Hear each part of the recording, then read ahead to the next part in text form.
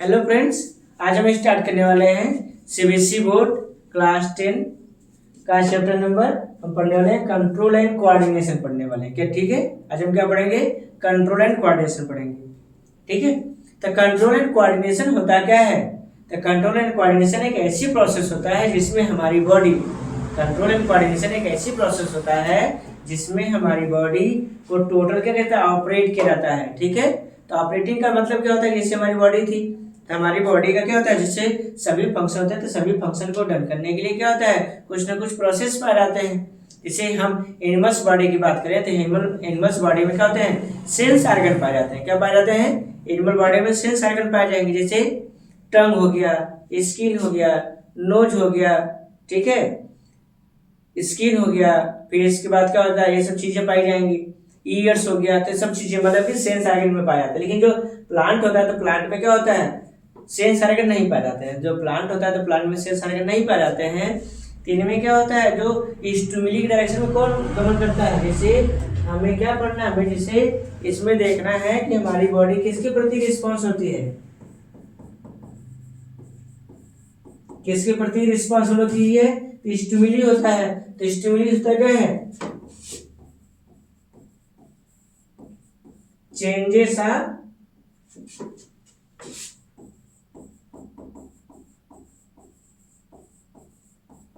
Changes of environment. ठीक है, environment में जो क्या हो रहा है? जो चेंजेस आ रहे हैं, तो उसे क्या बोलेंगे? उसी को स्टिमुली कहा जाता है। और हमारी बॉडी को किस रूप में प्राप्त होता है? हमारी बॉडी को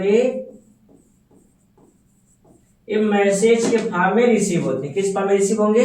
मैसेज के फॉर्म में रिसीव होते हैं। तो उसे क्या बोलते हैं? स्टिमुली। मतलब कि that changes of environment are received by our body in the form of message आकर स्टिमुली करा था। ठीक है, तो स्टिमुली क्या था? स्टिमुली एक ऐसी एनवायरनमेंट की एक ऐसी चेंजेस है, स्टिमुली एनवायरनमेंट की एक ऐसी चेंजेस है जो हमारी बॉडी को क्या मिलता हो? मैसेज के फॉर्म में मिलता हो। किस फॉर्म में मिलेगा? मैसेज के फॉर्म में मिलता है। तो उसे क्या बोलेंगे? उसे स्टिमुली कहा जाता है। स्टिमुली एक ऐसा चेंजेस है जो हमारी बॉडी को मैसेज के फॉर्म में रिसीव किया जाता है। तो उसे क्या बोलेंगे? उसे बोलते हैं स्टिमुली कहा जाता है। ठीक है, और उसी के प्रति हमारी बॉडी क्या देती है? हमारी बॉडी देता है रिस्पॉन्स देता है। क्या देता है? रिस्पॉन्स देता है। तो जरूरी नहीं कि हमारी बॉडी का क्या है कि हमारे बॉडी में स्पेशल पार्ट्स पाए जाते हैं जो रिस्पॉन्स देते हैं। लेकिन जो प्लांट्स लाइक होता है, तो प्लांट में क्या होते हैं? प्लांट में कोई स्पेशली पार्ट्स नहीं पाया जाता है। तो इनके बॉडी जो होते हैं ना, तो क्या करते हैं? हार्मोनल एक्टिविटी को शो ऑफ करते हैं। कैसे शो करेंगे? हार्मोनल एक्टिविटी को शो ऑफ करते हैं। और हार्मोन्स के द्वारा क्या होता है? पूरा प्लांट बॉडी क्या करते हैं? वो ऑपरेट किए जाते हैं। और जो हार्मोन्स होता है, तो हार्मोन्स प्लांट की बॉडी में जो गाल्जी बॉडी नहीं पाया जाता, जो सेल ऑर्गेनेल्स है, गाल्जी बॉडी प्रकार की सेल ऑर्गेनेल्स है जो क्या करती है? इनकी बॉडी को कंट्रोल एंड कोऑर्डिनेट कर देती है। क्या करेगी? कंट्रोल एंड कोऑर्डिनेशन में क्या करेगी? हेल्प करेगी। कौन? हार्मोन्स करेंगे। तो हार्मोन्स कहाँ से निकलते हैं? गाल्जी बॉडी से निकलेंगे और इनके पूरे बॉडी के क्या करते हैं? कंट्रोल एंड कोऑर्डिनेट करते रहते हैं। ठीक है, तो जो प्लांट होते हैं, तो प्लांट में क्या है कि प्लांट्स में कुछ मूवमेंट्स पाए जाते हैं। ठीक है, तो मतलब कि मूवमेंट का मतलब जैसे कौन सा मूवमेंट है? ये थिग्मोट्रॉपिक मूवमेंट है। थिग्मोट्रॉपिक क्या है? When a plant show the some response with the help of touch. मतलब क्या आफ्टर टच भी कर सकते हैं। मतलब कि कोई पौधा हमारे पास था, हमने पौधे को जैसे ही टच किया, उसने रिस्पॉन्स स्वैप किया, मतलब हुआ तो क्लोज हो गया। मतलब कोई भी मूवमेंट उसने स्वैप किया। मतलब कि जो बॉडी का उसका जो पोस्टर था, जो चेंजेस था, उसने स्वैप किया। तो उसका चेंजेस स्वैप करने का मतलब ये था कि उसकी जो बॉडी थी, हमने जैसे ही टच किया तो उसने कुछ अपने बॉडी में परिवर्तन दिखाया, मतलब चेंजेस दिखाया। तो इसका मतलब कंफर्म हो गया कि पौधे भी क्या होते हैं? ये स्टिमुली के प्रति क्या होते हैं? वो एक्टिव होते हैं। जैसे इनको क्या है? स्टिमुली मिलता है तो कुछ ना कुछ रिस्पांस क्या करते हैं? ये शो करने लगते हैं। ठीक है, और सबसे खास बात है कि इनकी बॉडी में क्या पाया जाता है? न्यूरॉन सिस्टम नहीं पाया जाता। एनिमल्स बॉडी होता है तो एनिमल बॉडी के पास ब्रेन पाया जाता है, न्यूरॉन सिस्टम पाए जाएंगे, हार्मोन्स पाए जाएंगे और अदर सेल ऑर्गेन्स भी होते हैं जो क्या करते हैं? स्टिमुली के प्रति क्या करते हैं? वो अधिक एक्टिव होते हैं, अधिक सेंसिटिव होते हैं। लेकिन प्लांट में ऐसा कुछ नहीं होता है। तो प्लांट बॉडी देखिए, जब यहाँ पे इसे सपोर्ट किया है, इसे क्या बोलते हैं? इसे टेंटाकल्स कहा जाता है। क्या बोलेंगे इसको? इसको बोलेंगे टेंटिकल्स कहा जाएगा। ठीक है, ये टेंटिकल्स होते हैं। जो टेंटिकल्स होते हैं, जब भी कोई भी इसके पास सपोर्ट मिलता है तो उसको क्या करते हैं, उसको रैपिंग करते हुए अपनी बॉडी क्या देंगे, मैकेनिकल सपोर्ट देने लगते हैं। ठीक है,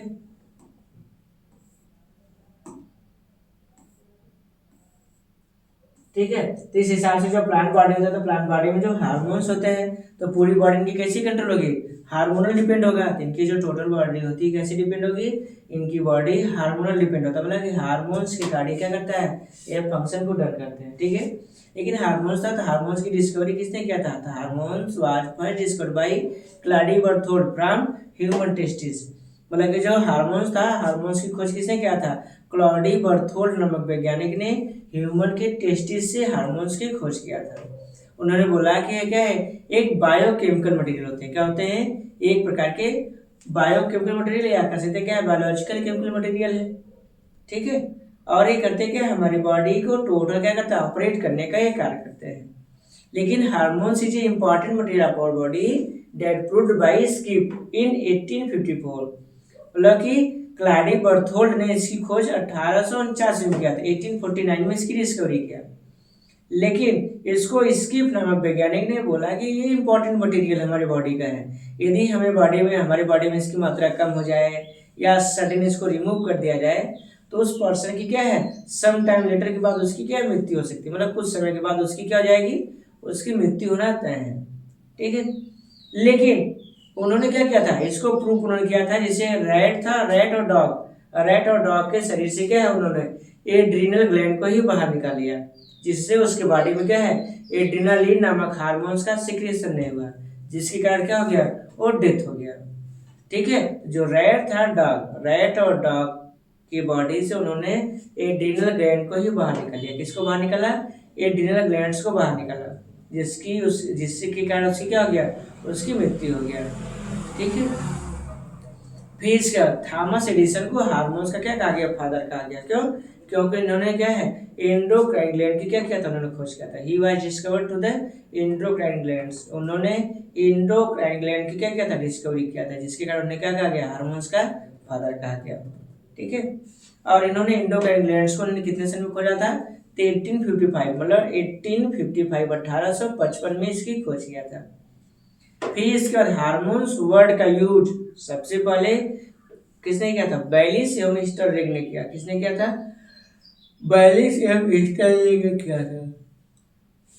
तो बैलिस एवं स्टर्लिंग नामक वैज्ञानिक ने हार्मोन्स वर्ड का यूज और हार्मोन्स की क्या किया था, उन्होंने थियरी दिया था, हार्मोन्स की थियरी, और उसका नेम सबसे पहले किसने यूज किया था, तो बैलिस एवं स्टर्लिंग नामक वैज्ञानिक ने दिया था। ठीक है, तो चलिए हम आते हैं क्या है, प्लांट में आते हैं। तो प्लांट में जो हार्मोन्स होते हैं ना, प्लांट में हार्मोन्स कितने होते हैं, प्लांट में हार्मोन्स 5 होते हैं। कौन कौन सा, एक होता है हमारे पास auxin, gibberellin, cytokinin, abscisic acid, और पांचवा क्या होता है, पांचवा होता है इथाइलिन होता है। क्या होता है, इथाइलिन होती है। जो ऑक्सिन था, ऑक्सिन की खोज किसने किया था, ऑक्सिन की खोज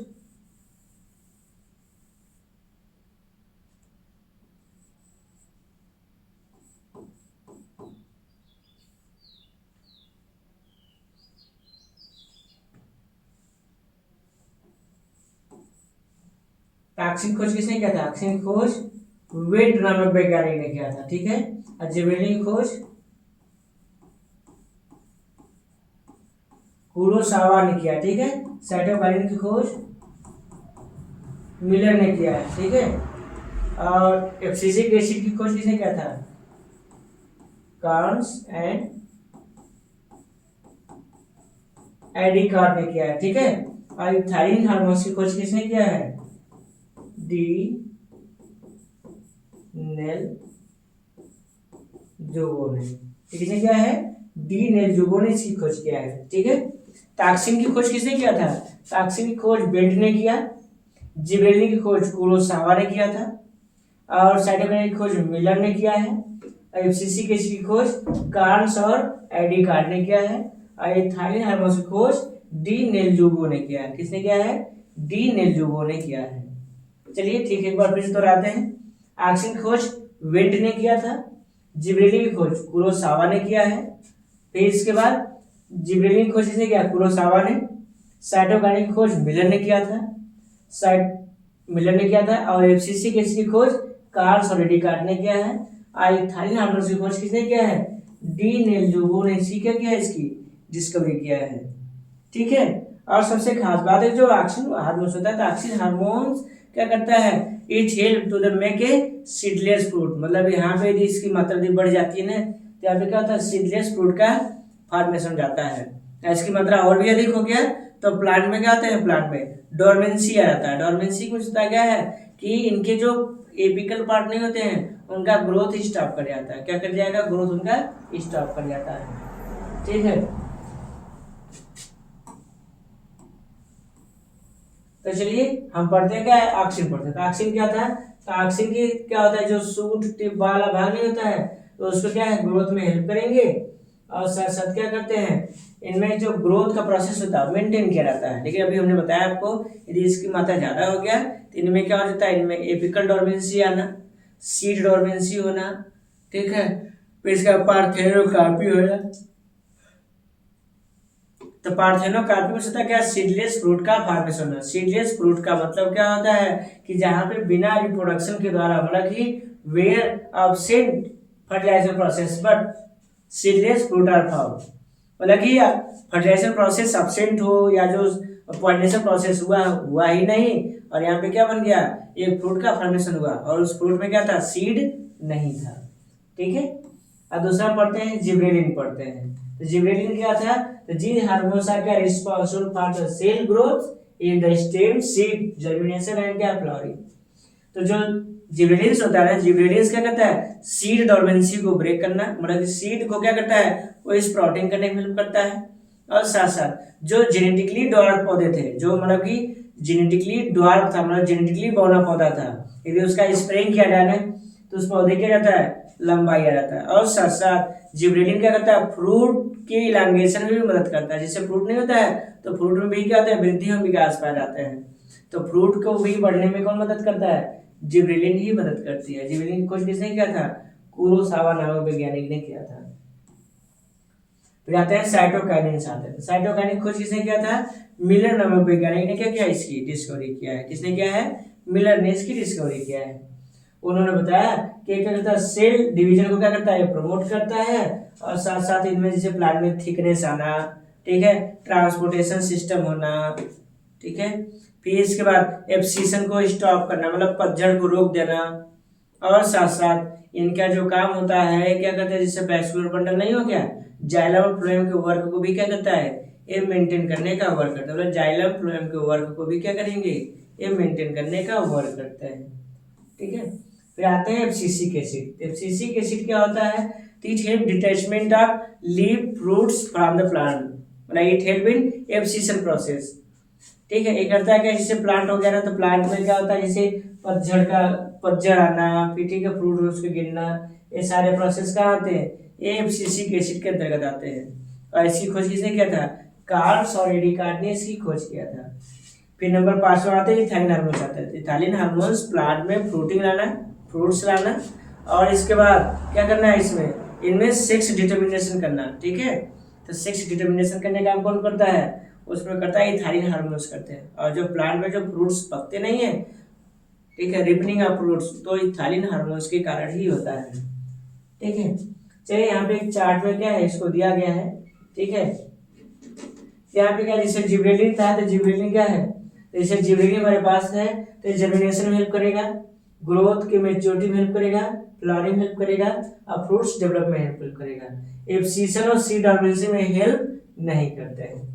ऑक्सिन होता है तो ऑक्सिन जर्मिनेशन में हेल्प नहीं करेगा, लेकिन ग्रोथ, फ्लावरिंग, फ्रूट में हेल्प करते हैं। फिर इसका एब्सिशन और सीड डोरमेंसी में भी हेल्प नहीं करते हैं। साइटोकाइनिन जर्मिनेशन में हेल्प नहीं करेगा, ग्रोथ, फ्लावरिंग, फ्रूटिंग में हेल्प करेगा। फिर एब्सिशन में और सीड डोरमेंसी में हेल्प नहीं करते हैं। ठीक है।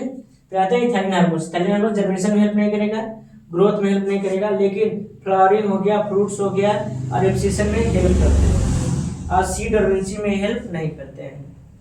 फिर आते हैं एफसीसी एसिड। एफसीसी एसिड जो होता है जर्मिनेशन हो गया, ग्रोथ हो गया, फ्लावरिंग हो गया, फ्रूटिंग में हेल्प नहीं करता है। ये एब्सिशन और सीड डेवलपमेंट में क्या करते हैं, ये हेल्प करते हैं। ठीक है, अब आते हैं क्या है, हम आते हैं मूवमेंट आते हैं। प्लांट जो मूवमेंट होता है तो क्या होता है, दो प्रकार का होता है। कौन कौन सा, जो मूवमेंट होता है, मूवमेंट दो प्रकार के होते हैं।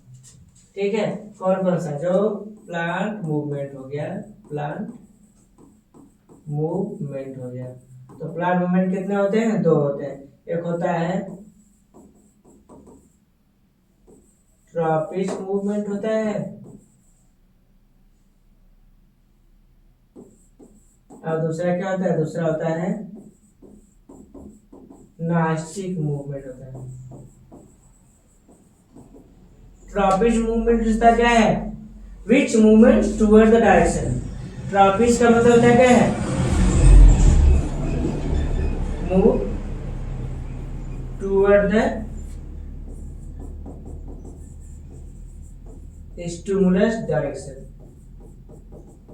बोला है कि ऐसी मूवमेंट की बात हुई जो किधर मूव करता हो, स्टिमुलस की तरफ करता हो। बोला कि which movements toward the stimulus direction are called tropist movement. Tropist movement एक ऐसा मूवमेंट होता है जिसमें प्लांट किधर की तरफ मूव करेगा, मतलब कि स्टिमुलस की डायरेक्शन में मूव करेगा, मतलब स्टिमुलस की डायरेक्शन में मूव करेगा तो उसे क्या बोलेंगे, ट्रॉपिस्ट मूवमेंट बोलेंगे। और नास्टिक में क्या हो जाएगा, बस उसे उल्टा कर देंगे, which movements do not stimulus direction. बोला कि स्टिमुलस की डायरेक्शन में ना हो। जब प्लांट का मूवमेंट डायरेक्शन में ना हो, जिधर से उसको सूचना मिलता है उस सूचना की तरफ नहीं जा रहा है तो उसे नास्टिक मूवमेंट कहेंगे। और जिधर से सूचना उसको मिल गया उधर की तरफ वो गमन करने लगा, जैसे सनलाइट मिला, सनलाइट की तरफ गमन करने लगा तो उसे क्या बोलेंगे, उसे बोलेंगे ट्रॉपिस्ट मूवमेंट कहा जाएगा। और ट्रॉपिस्ट मूवमेंट मेनी होते हैं, कौन कौन सा, जैसे फोटोट्रॉपिस्ट मूवमेंट, फिर इसके बाद थिग्मोट्रॉपिस्ट मूवमेंट, कीमोट्रॉपिस्ट मूवमेंट। ठीक है, और इसमें क्या है, जैसे इसमें फोटोनास्टिक मूवमेंट, फिर इसके बाद थिग्मो नास्टिक मूवमेंट। जहां पे भी नास्टिक लग जाए, याद रखना है, जहां पे क्या है, जहां पे नास्टिक लग जाए तो समझ जाना है तो डायरेक्शन मूव नहीं कर रहा है। तो which movements do not toward the direction, मतलब कि एक ऐसा मूवमेंट की बात हो रही है जो डायरेक्शन में ना हो, जो डायरेक्शन में ना हो तो उसे क्या बोलेंगे, उसे नास्टिक मूवमेंट बोलेंगे। और जो डायरेक्शन में हो तो उसे क्या बोलेंगे, उसे ट्रॉपिस्ट मूवमेंट कहा जाएगा। जो डायरेक्शन में उसे ट्रॉपिस्ट मूवमेंट, जो डायरेक्शन में उसे नास्टिक मूवमेंट कहा जाता है। ठीक है, और जो ट्रॉपिस्ट मूवमेंट होता है ना तो ये क्या होता है, हमेशा डायरेक्शन मूव करेंगे। किस में मूव करेंगे, ये डायरेक्शनल होते हैं। तो ट्रॉपिस्ट मूवमेंट क्या, in which type of movements that move toward the stimulus direction. जो दिशा में होगा उसे ट्रॉपिस्ट मूवमेंट, जो दिशा में नहीं होगा उसे नास्टिक मूवमेंट्स कहा जाता है। ठीक है, यहाँ पे दिखाया गया ट्रॉपिस्ट मूवमेंट में ही बताया गया है कि growth movement of a plants part in response to an external stimulus in which the direction of stimulus determine the direction of response is called tropist movement. हम इसको एकदम शॉर्ट कर सकते हैं, which movements toward the stimulus direction are called tropist movement कर सकते हैं। ठीक है, फिर आते हैं टाइप्स ऑफ ट्रॉपिस्ट मूवमेंट। तो जो ट्रॉपिस्ट मूवमेंट होता है ना, ये मेनी टाइप्स के होते हैं। ठीक है, और सबसे खास बात है कि जो प्लांट में जो ट्रॉपिस्ट मूवमेंट पाई जाती है वो किसके कारण होता है, तो ऑक्सीजन के प्रेजेंट के कारण होता है। तो ऑक्सीजन जब प्लांट में जब प्रेजेंट होती है तो उस दौरान क्या होता है, प्लांट में वहां पे डायरेक्शनल मूवमेंट होता है। क्या होगा, डायरेक्शनल मूवमेंट हो गया, स्टिमुलस की डायरेक्शन में मूव कर जाते हैं।